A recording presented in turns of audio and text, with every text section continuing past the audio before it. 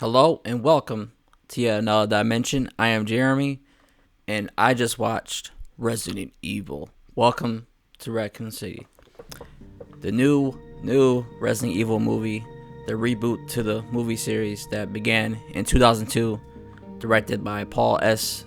W. S. Anderson, starring his wife Mila Jovovich. I liked the first movie from 2002. It was a decent movie. Didn't really follow Resident Evil, the original video game series, which I absolutely love. One of my biggest fans of, and it was a good movie, decent movie, but it didn't really focus on the characters from the original series. And then they made like 5 new other movies, and then they sucked. I didn't really like them. Now we come to 2021.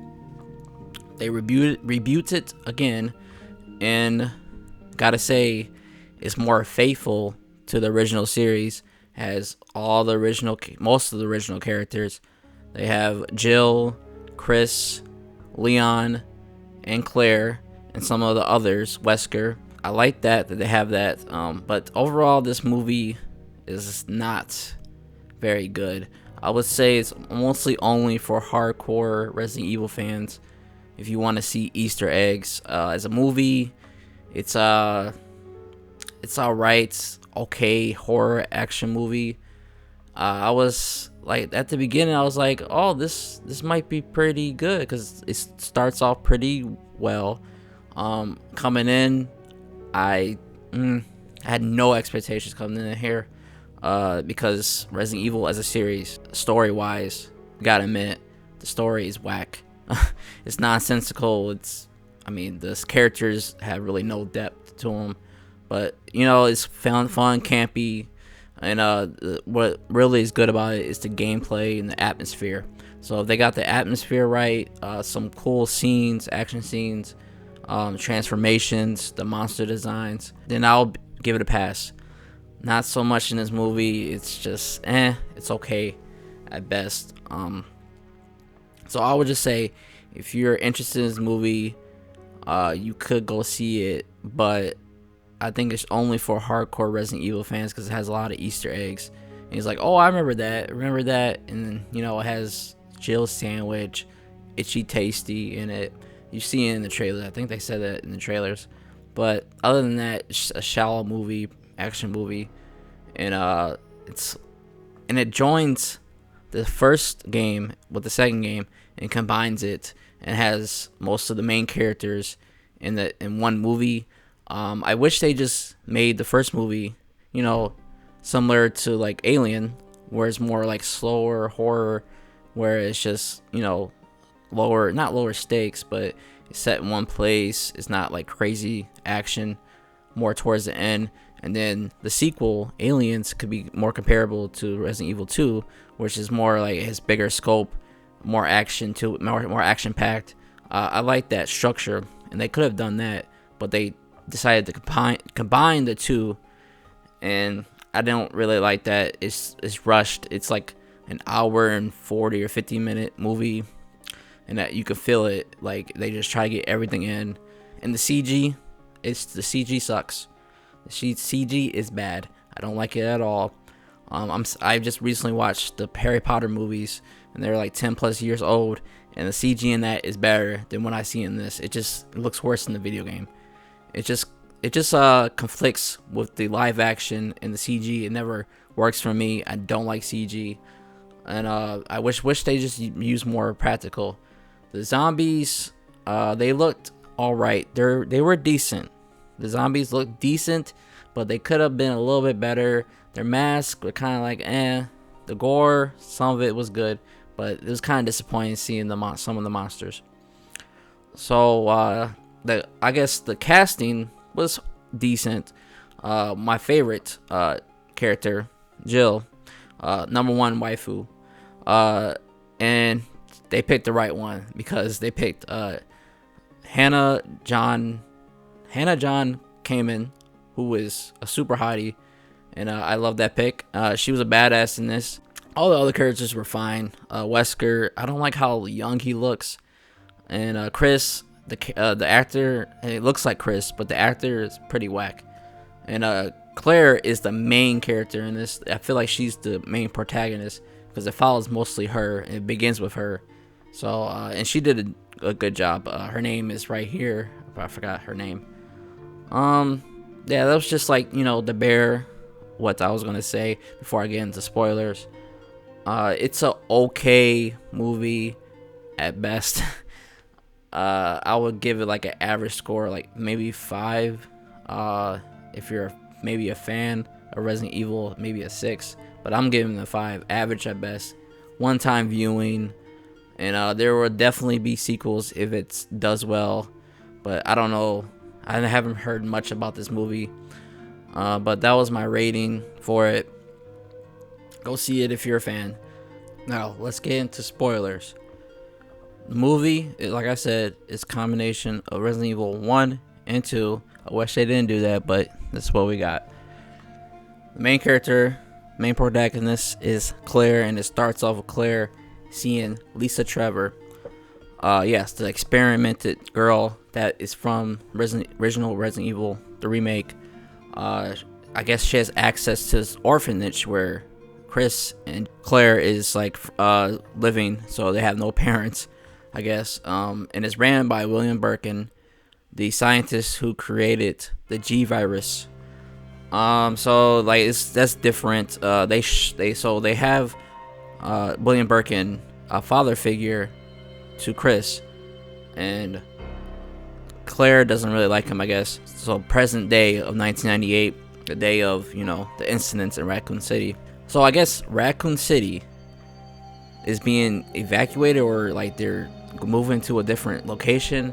It was like a text box that said that. In the original series, it was just like normal city where everybody's living there. But of course, Umbrella is running the city, so I'm guessing they're evacuating everybody. I guess they're gonna blow it up. Of course, that's from the original one as well. So Claire is coming to talk to Chris about footage that is being sent by this conspiracy theorist Ben. He's from the second one, the guy that was in the prison. He sent a video to her, so she's going there, and it's funny. She doesn't have her motorcycle bike. She's getting a ride from a trucker, and they actually take something from this game, where the trucker like grabs the burger and it looks all gross and he eats it, which like that's cool that they're taking from the games, from the newer games actually. But they hit a person, and it goes away, after the body goes away. But something stupid happens. His dog, a Doberman, I like how they use the Doberman. The Doberman comes out the truck, and starts licking the blood. What? Has your dog ever licked blood before? Comment down if you ever seen a dog lick blood before. So I guess that's how it gets infected. Claire is dropped off by the creepy trucker guy, and of course the dog turns the trucker guy into a zombie. Then we go to a diner with Leon. Okay, before that, Leon wakes up out of bed, and in this movie, he's like a incompetent, lazy. Seems like lazy cop. He doesn't really want to be there. But in the original game, like Resident Evil 2, he's like goody two shoes. He's like all about going everything by the badge. See, I'm conflicted with that character because I don't know, like, why did you become a cop? Like, maybe they'll explain it more in the sequels if they have it. But I like it better with his original, where he's just like a goody two shoes, goes everything by the law. Instead of like this slacker guy, because he's like sleeping. He's at the diner, he's sleeping, and then I introduce Wesker, Jill, and I believe Brad Vickers. He doesn't have a yellow vest on, but he does have a vest on. And then like they're kind of messing with him. Like Wesker puts a bottle on his Leon's head, and he bets Jill that she can't shoot it off his head, and she brings out her real gun, which was pretty funny. I like Jill. Like Jill, probably the best character in this movie. She's pretty badass, laid back, my type. And like and she's like, she's hot, so that's the plus. It's like, I guess Jill and Wesker Jill has a thing for Wesker, and then Chris has a thing for Jill. I mean, that's always been, shown throughout the games. But what I don't like is that Wesker is supposed to be like the leader of the group, but he doesn't feel like it at all. He just seems like another member.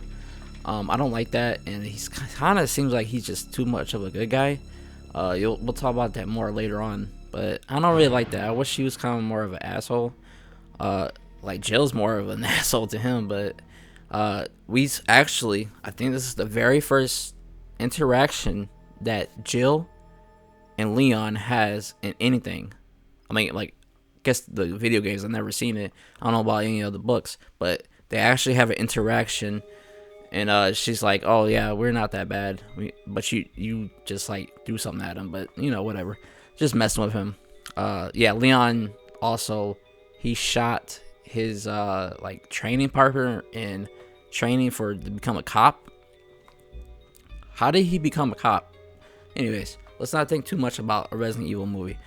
Then later on, Claire gets to Chris's house and she breaks in and she sees a picture of William Birkin and Chris. So he's like, "Oh yeah, no, William Birkin was like a father figure to me," even though they never had an interaction once in this movie until the very end. We'll get to that.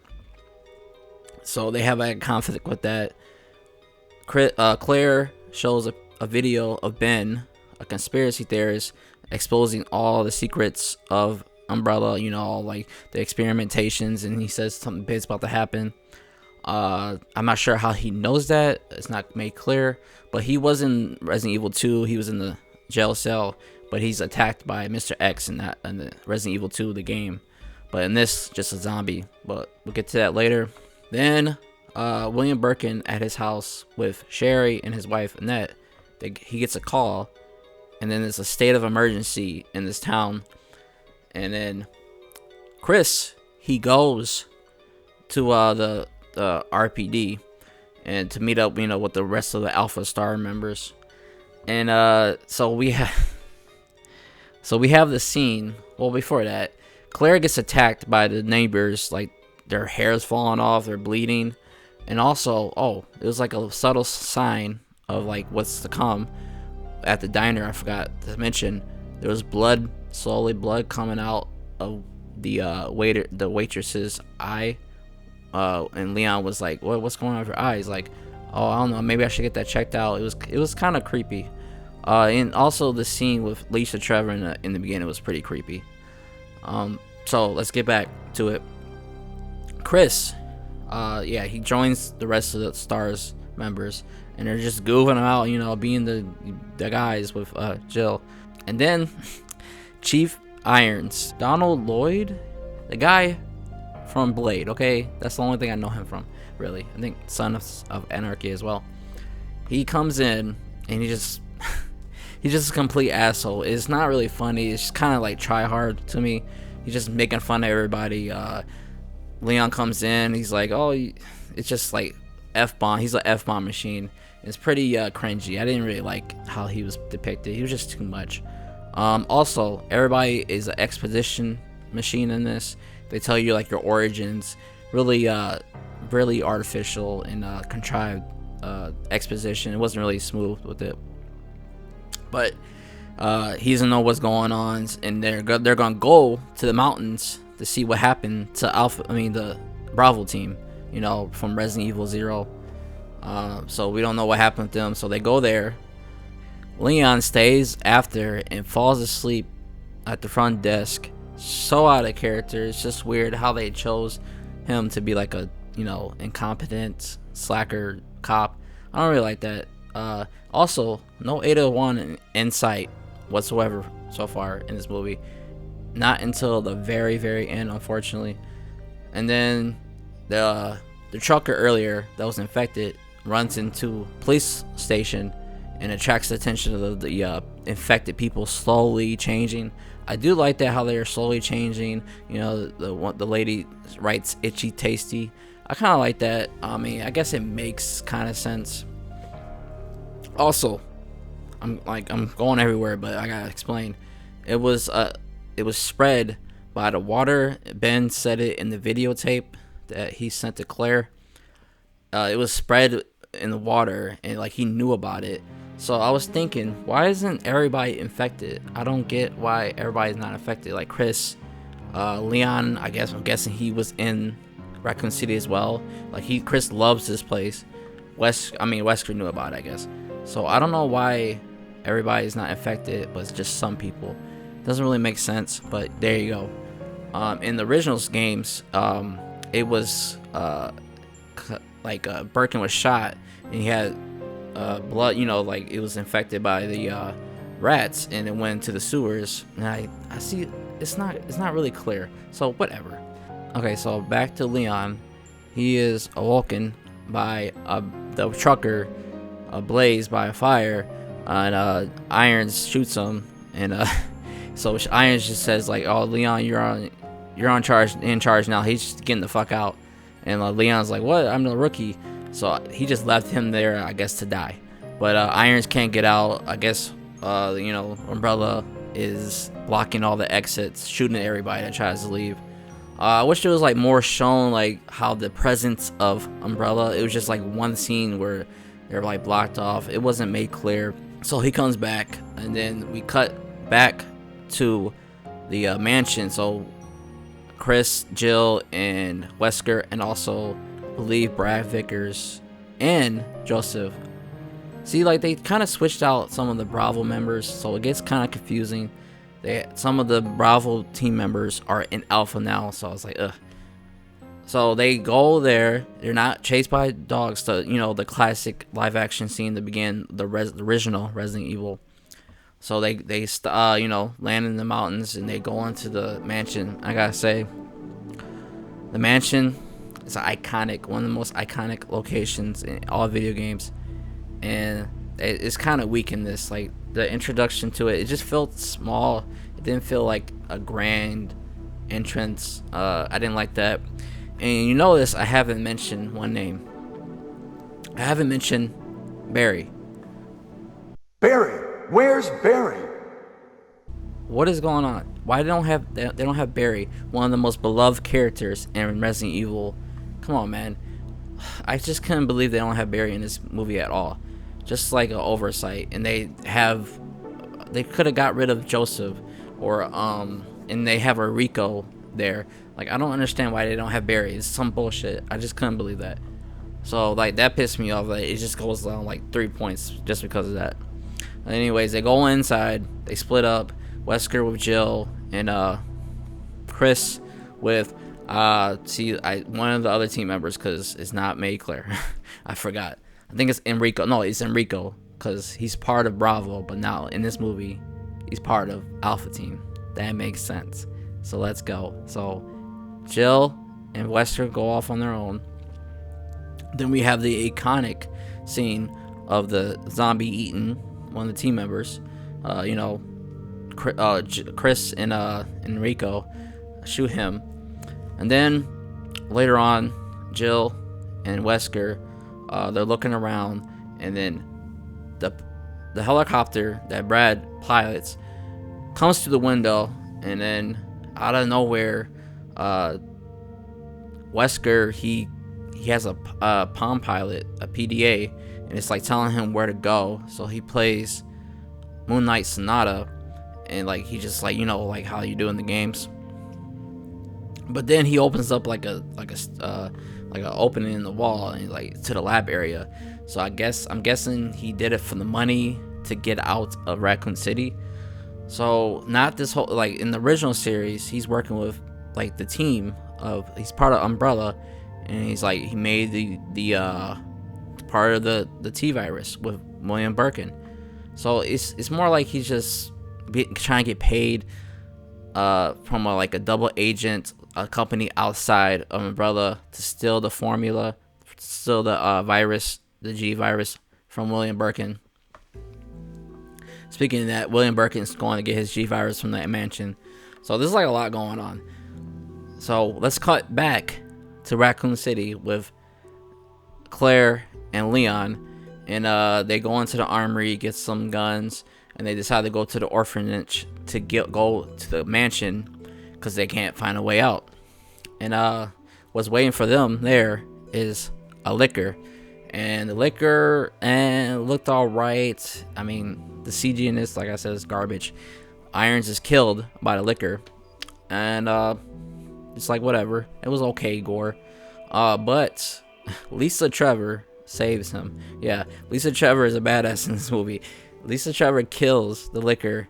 She grabs him the liquor by the mouth and rips off the top with the brain is exposed. That it's pretty cool. But like I said, Lisa Trevor is Claire's friend now. They're gonna write each other after this. Like, I love you, I missed you. Can you give me another face to saw on my face? Um, so I don't like how they treated Lisa Trevor. It could have been done way better if it was just mostly focused on the first one, like I wanted to. But we don't have that. All this feels a lot of rushed because you go back to the mansion with Jill and Chris, and then back to Raccoon City with Claire and Leon. So it's like, doesn't really work for me that much.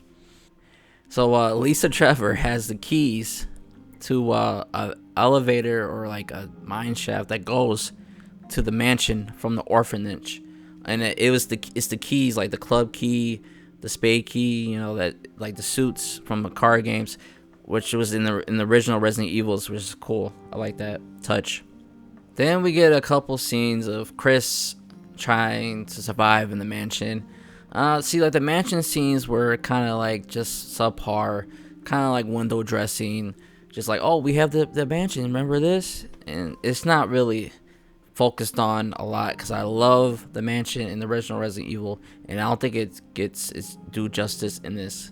And I wish they did it better, and I wish they just had the first movie in the first game. I just wish they did that, but I guess they didn't get that. Yeah, Chris is just trying to survive, and then eventually Jill saves Chris and then tells Chris that Wesker betrayed them, and he was just trying to get the G virus from William Birkin to get money to get out of this town. I'm not sure how that portrays him really, because he was just trying to get out. In this one, he's not really that much of a bad guy.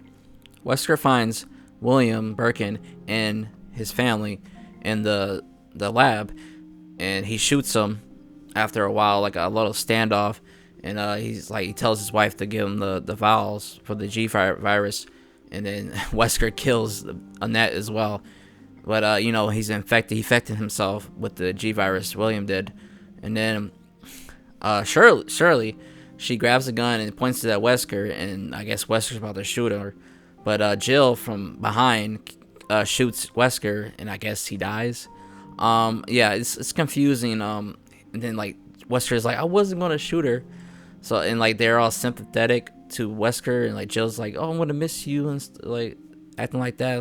It's it's confusing, man. It's like, what is his motives? Does Jill like him or not?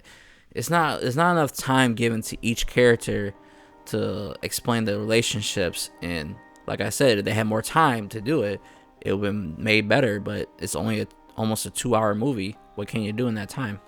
It could have been a mini series, like Andrew always says. So this is the start of the climax. The father figure that is William Birkin to Chris, which is never shown really, and we're supposed to feel bad. And William's trying to find Chris for a minute or two. Oh yeah, I just really love what's going on. I'm so connected to these characters, but they shoot William Birkin. Not Jill, but Claire saves Chris, and they get away. And of course, William's not dead. He comes back soon. But Leon and Claire helps Jill and Chris, and they escape, and they enter the train from the second one, and they escape hopefully, and before the timer goes out for 6 a.m. where Raccoon City is gonna be completely destroyed. But at the end of Resident Evil 2, William Birkin comes back in his true form, and it looks generic, lame. I don't like how it looks at all. And then he grabs Claire, And then guess who saves the day? The incompetent cop that he is, Leon, saves the day with a rocket launcher. I like how they have the rocket launcher. And he blows up William Birkin. And Raccoon City blows up. And at the very end, they are saved. I mean, they're safe. And like it's just like a quick cut of them coming out of the tunnel. And it just says Resident Evil, welcome to Raccoon City. It just ends. It's just like a quick ending that, and like the endings of this, the ending scenes, the climax is so fast. It happened so fast. I didn't like it. It didn't have no weight to it. It's so rushed. I didn't like it at all. It took more of his time in the beginning. So, but like overall, this movie is just all over the place, like I am right now. So there definitely will be a sequel if this makes enough money. I'll be interested to see a sequel. But one more thing. There's a post-credit scene with Wesker in a body bag. He opens his eyes like, "Oh, I'm alive? What?" And guess who opens the body bag? Is Ada Wong, and he gives him his sunglasses, and then we ride off to the sunset. And it's up to us to stop Umbrella. Okay. So that if you know where that's from, you know where that's from. So that was Resident Evil. Welcome to Raccoon City. A very generic 5 out of 10 movie to me. Go see it if you're a hardcore Resident Evil fan like me. Other than that, I would say skip it. But don't skip this video. Watch it to the end. And thank you for joining me for this review of Resident Evil. Welcome to Raccoon City. And I'll see you in the next dimension.